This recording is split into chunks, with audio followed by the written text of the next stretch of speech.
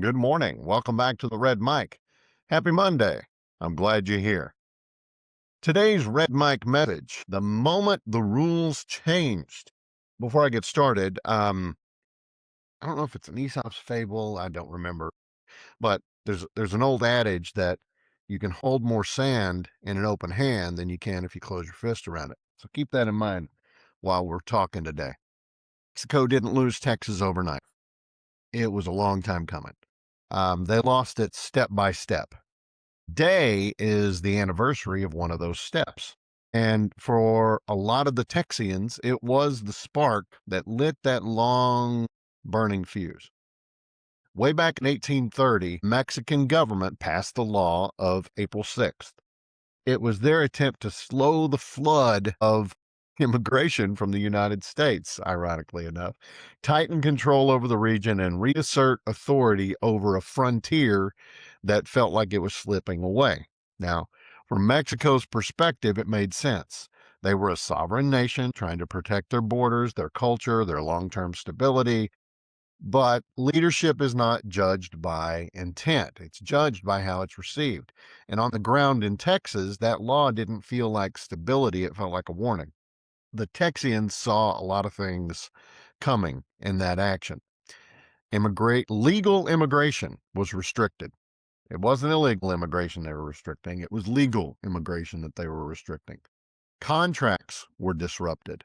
Customs enforcement increased exponentially. And what looked like policy from the top felt like pressure from below. That by itself didn't cause the revolution. Not yet. People can live with pressure. What they struggle to live with is uncertainty. You don't need to argue about stolen land in this example because it wasn't stolen. The truth is, honestly, it's more interesting than that argument. The Texians won, they conquered, but most of them didn't come to Texas looking for a revolution. They came under legal agreements. They swore loyalty to Mexico. They built homes, communities, and a future they expected to live out as Mexican citizens. And for a long time, that worked. They weren't looking to leave, they were looking to belong. But the leadership broke down. Policies like the law of April 6th, Mexico started tightening that control, and they were losing more and more of that sand. When Antonio Lopez de Santa Anna shifted away from the Constitution of 1824, it changed the relationship permanently.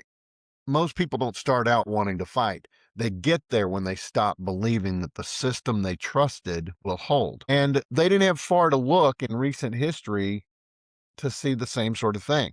When King George III and Parliament tightened their grip on the American colonies with taxes, controls, restrictions, George and Parliament believed like they were restoring order, and from London, it looked reasonable. But from the colonies, it felt like control without representation. Different place, different time, same mistake. If you curtail freedom in the name of stability, you're usually going to get the opposite. Same shift happened in Texas.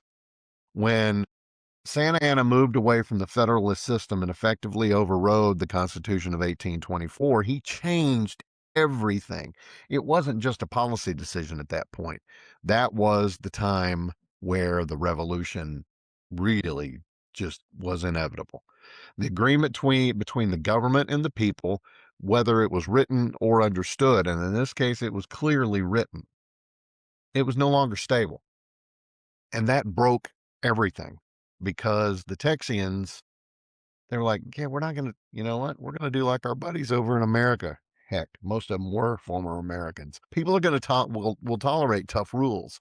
They will tolerate inconvenience. They will even tolerate unfairness for a while, but they won't tolerate a system that keeps shifting under their feet. They won't tolerate leadership that feels unaccountable. They won't tolerate losing a voice in how they are governed. The law of April 6th created a lot of friction, and Santa Anna's actions ground everything to a halt as far as the peaceful continuation of Mexico. Santa Anna destroyed all of the trust. And then, his war criminal like actions didn't make things better. Once you lose trust, Control doesn't calm things down. It accelerates everything. And that's what happened in Texas. That's when the tension turned into active resistance. And then that active resistance changed everything. Both King George III and Santa Anna made the same fundamental mistake. They tried to solve instability by tightening their grip. They curtailed freedom to regain just a little bit of control. And they were both shown the same lesson with a really tough lesson plan. You can enforce compliance for a while. You can't command loyalty once trust is destroyed. So remember these things. Sorry, allergies are kicking my tail. Not every conflict starts with defiance. Quite often it starts with that slow erosion of trust. Control can manage behaviors, but it can't replace legitimacy. When leaders change the rules midstream, they lose benefit of the doubt because people don't just react to what you do, they react to what they believe you're going to do next. And the fastest way to lose a team, a culture, or a country is to make people feel like the system is no longer stable or fair. That's today's Red Mike message. Hope you found it interesting or helpful. I hope you're able to put some of these things in place in your own life, your own business, your own organization. That's why I do them every Monday through Friday. I'm here roughly about the same time. I appreciate you being here. I hope you had a good weekend. I hope you had a good Easter. We went to early mass yesterday and then went to one of our favorite breakfast joints, a place called Phoebe's over off of Old Horf. And we're really excited because a new Phoebe's is opening in South Austin. It's not necessarily any closer to us, but man, the parking is going to be so much better. In order to get into the Phoebe's that we like going to, man, you got to circle and circle and circle. It takes forever because they're in this little tiny little strip parking, strip mall kind of thing. So we're really excited. Phoebe's on South Brody. They're supposed to open, I think, tomorrow, maybe. So anyway, let me know what you think about today's Red Mike message down in the comments. Please give me a like, a follow, and a share. I love you guys. Thanks for being here. I'll see you again tomorrow. And until next time, don't forget, life is short.